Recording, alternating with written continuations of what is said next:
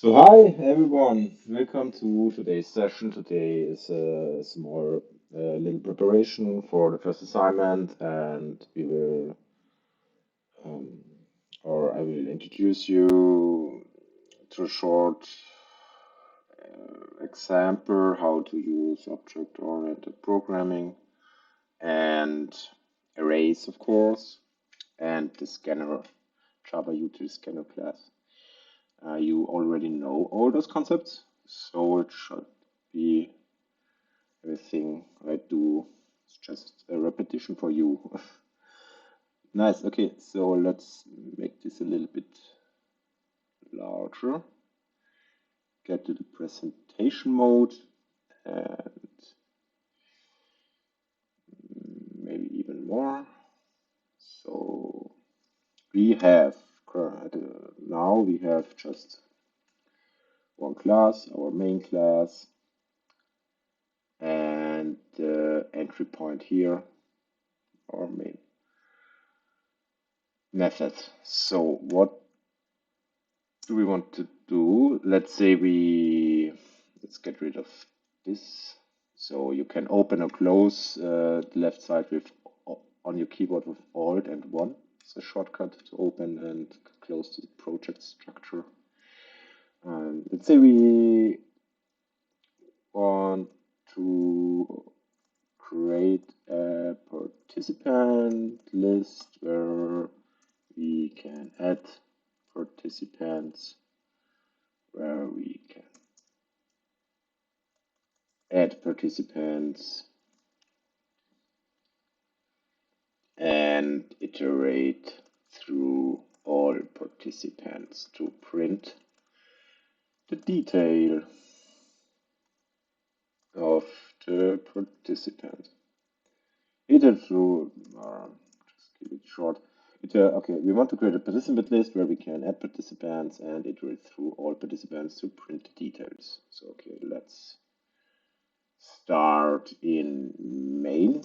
Maybe for the beginning, it's a nice approach if you start to split your exercise into parts, which into smaller parts, and begin in the main class to implement it, and look and until once you're finished with this small part, try to think about the code block you made and try to improve it, to refactor it, and to move it to the object-oriented in an object-oriented way. Just could be an approach. Maybe it's helpful or not.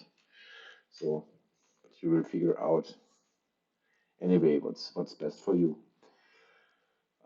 So let's break it down in a smaller part. So maybe first create. So we want to create a participant list where we can add participants, iterate through. Okay, let's create a participant first. Create a participant first. Then second part, let's create a participant list. Third part, maybe let add participant. That's one to the list, and for iterate through list and print details. Of course, I made the same typo again here also. Okay, cool. So let's create a participant first using object-oriented programming. So what's the goal? Of course, you also already know it. We want to take a real life object like the participant, and try to model it using Java code. So for this purpose, of course, to represent a real life object, in Java we use classes. So let's create a class participant. Let's call the first participant Raimund, it's me. And yeah, with this construct, of course, we create a new object. So this is the object, this is the class. So we create a new object, Raimund of type participant. Then let's create a class first, maybe. So one thing you can create a class is click on the desired location you want to create a class, like want to create a class inside this package or folder, new and Java class. Or another way is also just let IntelliJ work for you. So IntelliJ marks this as incorrect because the class doesn't exist.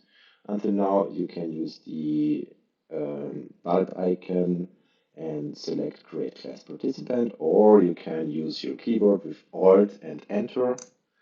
There's also the same context menu and create a class participant. So IntelliJ asks us where the same package like we are here. Our main class is here. In this package, we will create a participant here, and nice, IntelliJ created a class for us. So let's get back to the main class. We got our participant, our empty, sorry, class here. Nice. So now, let's say we want the participant got a first name and a last name, so we want to set the first and the last name. Of course, we can use setters for that, so let's use set first name, pass an argument, the first name. I want to set last name, pass an argument, my last name.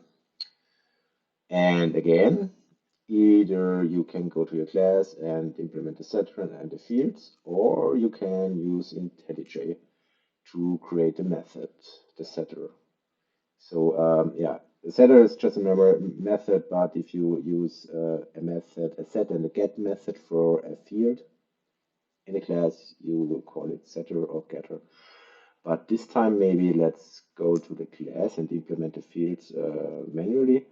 So we need a first name and a last name. Let's make them private, that they are only available inside this class. Private string first name and private string last name. So again, either to create getters and setters, you can create them manually, like a public string. The return type is string, get first name. So here we just return the first name. This refers to the current class. So if you say this dot, you can get all fields and methods and everything else from the current class you're here inside this class. And yeah, let's return first name, and let's create a setter. Setter is of type void because we don't return anything, we just set a value. Set first name, and we want an argument. We want the first name, and here again we use this dot first name to address the field. This the first name equals, or assign the argument first name to the field first name. So you need this in this case you need this because you want to say use the class name, the field first name of the class to assign the value of the argument, because they got the same name.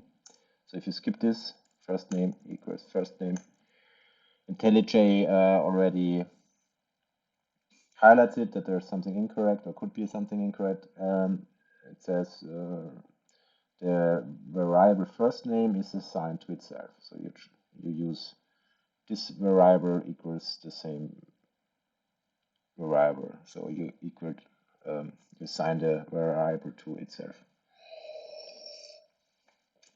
We don't want to do this another way to get your getters and setters. For example, we'll just remove this. Either right click and generate, use and select getter and setter. You can also use just getter or just setter, or another way on your keyboard, use Alt and Insert and select getters and setters. Choose select the fields you want to create, for which you want to create getters and setters. Click generate, and you got your getters and setters. So okay, nice. Now we got our participant. We assigned a first name, a last name. Just let's print participant. For this we use printf. With printf you can specify a template string. Let's call it template string. Hi, I am %s is a placeholder for a string value.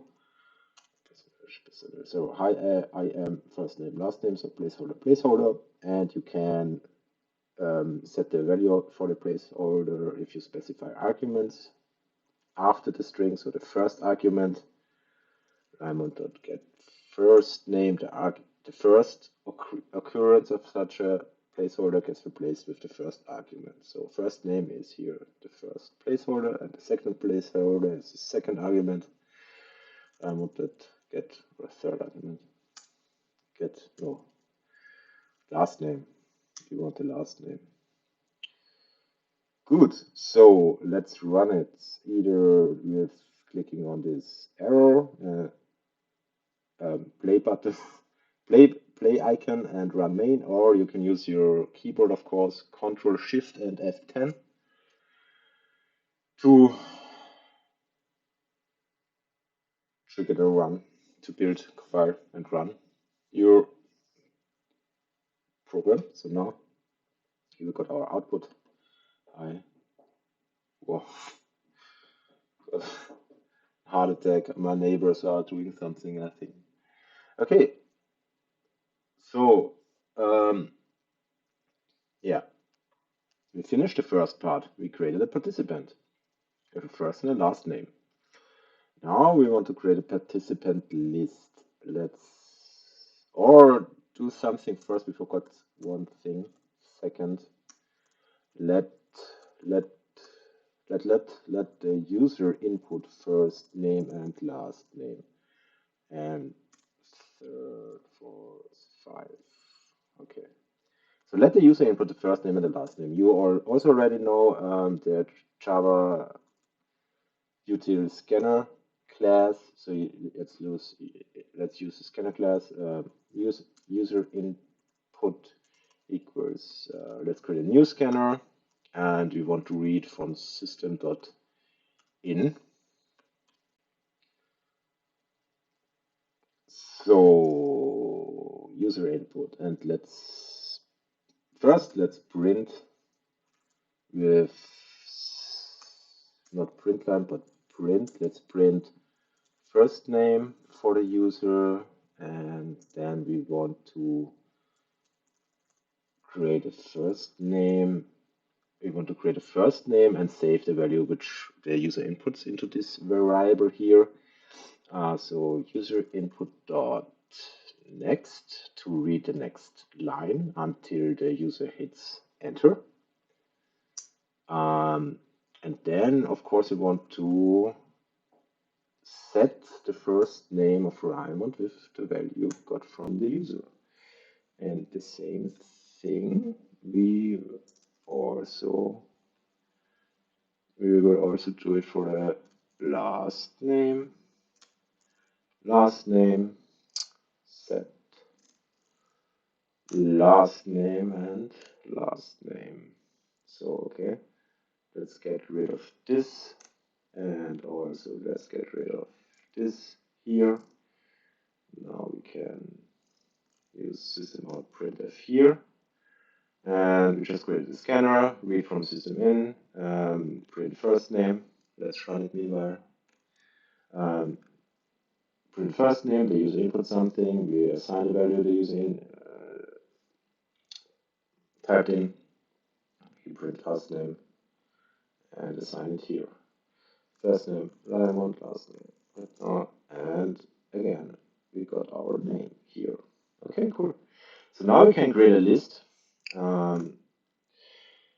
We create a list. The word list is a little bit confusing maybe for could be a little bit confusing for other programmers because list is also a data structure like an array, but we will use an array here. You already know array, how to use arrays, so let's create a participant array. How do we create a array? We just use the type we want with if we want to create the array, so participant, and uses brackets for saying this is an array of participants. Let's call participants equals, so let's initialize the array with the maximum number of participants we can store, 5. We created a participant list. That's nice. So now we can add participants to the list. So participants on the position, on the index 0, so on the first position. So like you already know, arrays start with the index 0, it's the first position, and they can go up to 4. So 0 is the first position, 1, 2, 3, 4. So 5 participants. We can store 5 participants here. So let's store our already created participant Raymond and iterate through the list and details. So let's iterate through the list. We will use a for. Let's begin with the first position or index 0. And until, let's loop through the list, iterate through the list until we reach the end of the array and increment I by 1 after each iteration. So, and here we just print the first name and the last name, but not from Raymond each time. We want to use the array. So let's use the array and let's use the position from the current iteration. So here, participants on position I and on position I on index I. Let's create. Let's do this. We can read a little. We can see this a little bit better. And let's run it.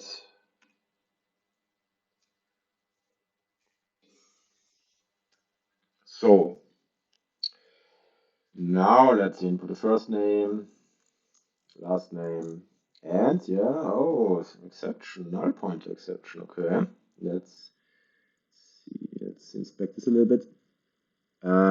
So we printed hi, I'm Raymond Rittenauer. So we printed this for Raymond Rittenauer. So for the first or for the first position or where the index is 0, everything went all right. But then we got an exception, null pointer exception. So yeah, if you don't assign anything to the other positions like 1, 2, 3, or 4, if you don't assign anything to them, they will get the default value of the type of the array. So if you have a participant type, the default value here for index 1 would be null. If you have, for example, an integer array, the default value would be 0 because default value of int is 0 and default value of participant is null. And you, of course, you can't do something like if the first iteration was nice, we printed the first name and last name, but the second iteration, you can't do something like null dot get first name. Because of this, we get a null pointer exception. So if you get a null pointer exception, something wasn't initialized or was null. So to dig into this. Okay,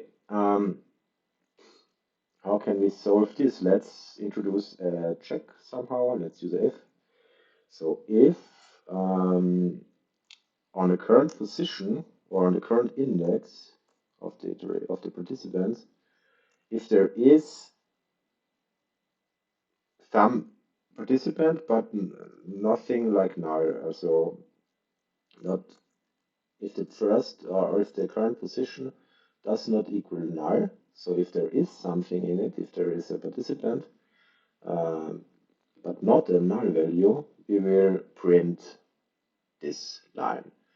And else we will just print the position, placeholder for position. For numbers or digits, it's %d. No participant. Just pass the value for the placeholder here. Printf, of course, and here do the same %d. First name, last name, and of course we also need an I here. So I, first argument, for this first occurrence, percentages, second argument, third argument. Here same first argument. So let's add additional line break. You can also see here is no line break. So let's add a line break afterwards and let's run this.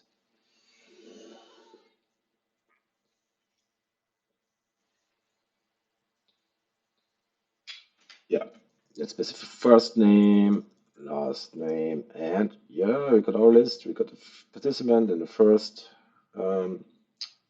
at index 0, first iteration, and then we just got no participant, no participant, no participant, no participant. So okay, so let's zoom out a little bit or just close this. So we created a participant list, we added participants to the list, and then we iterated through the list and printed the details. So now we can use this part we implemented here in the main and move it, apply object-oriented design, and move it to like we did above here to its own class. So let's use a class again to represent a participant list. Let's call it for simplification just participant list. Let's use the same name, participants equals new participant list. We want to pass the maximum number of participants again. Yeah, so we can hit Alt and Enter or use this icon and select create a class in the same package. Yes, of course. Now we got an empty participant list here. And what do we want to do inside the constructor? Let's create a default constructor first, public participant list with 0 arguments. So now we got a default constructor and we use it like this. We can use it already. And here in this constructor of course is for initializing things of this class. So we want to pass the maximum number of participants. And here, what we want to do is inside this class, not outside of this class, we want to create this array, like this line, inside of the class, and make the array available only inside of the class. So let's get back to the constructor. Here we got our maximum number of participants, and here we got our array. And again, we don't want to use a local variable inside the constructor. We want to use a field. So let's use this.participants and let IntelliJ create a field. So again, Alt Enter or this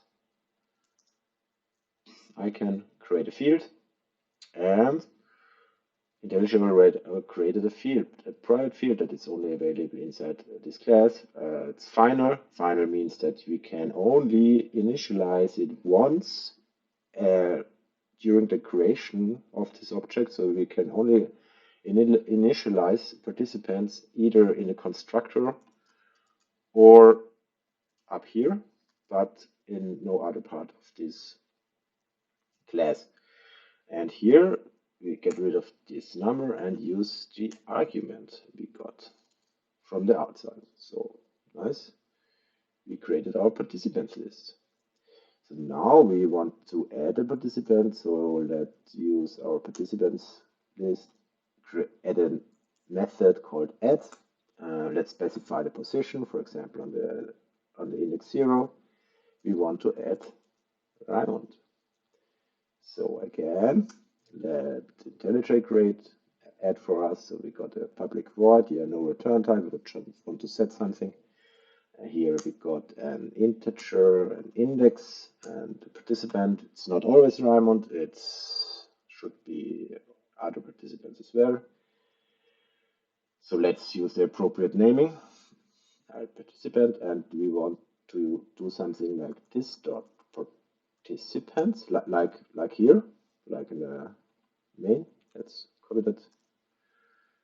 And we want to do something like that.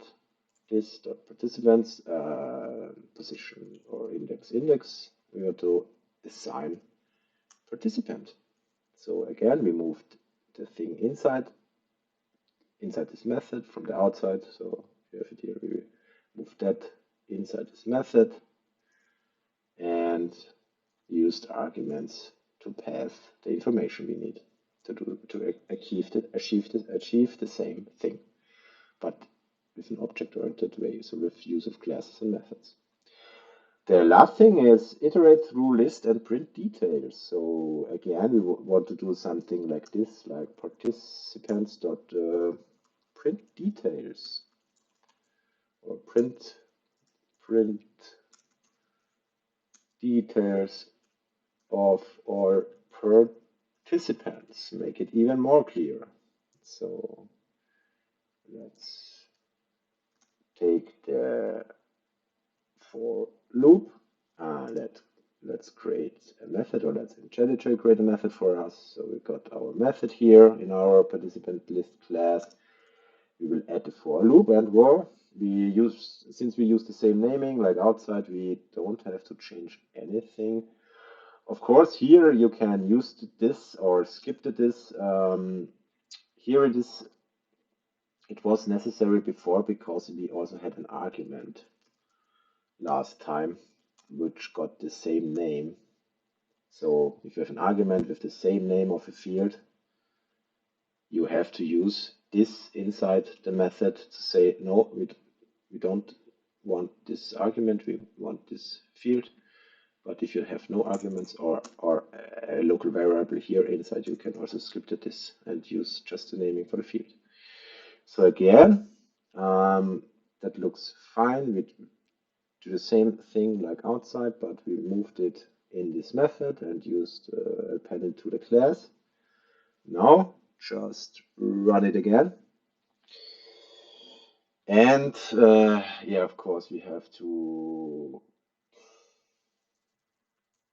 input the first name and the last name, and like before, same output, but now with a class in an object-oriented way. So here we can, of course, add other participants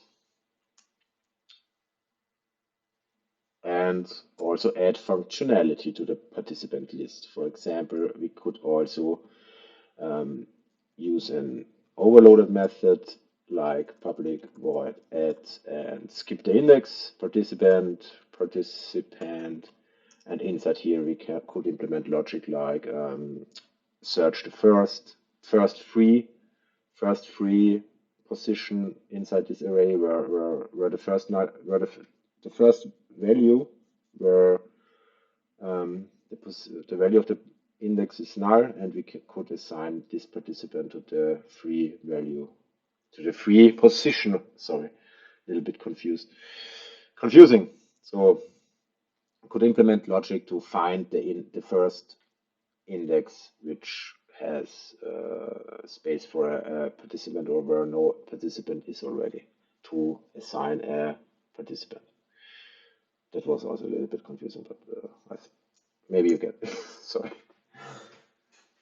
Okay, but yeah, you can extend functionality and don't you you don't have the whole code in just one class. So can use classes to split to take functionality and move them to separate classes, also to structure your code and to improve readability as well, and of course maintainability.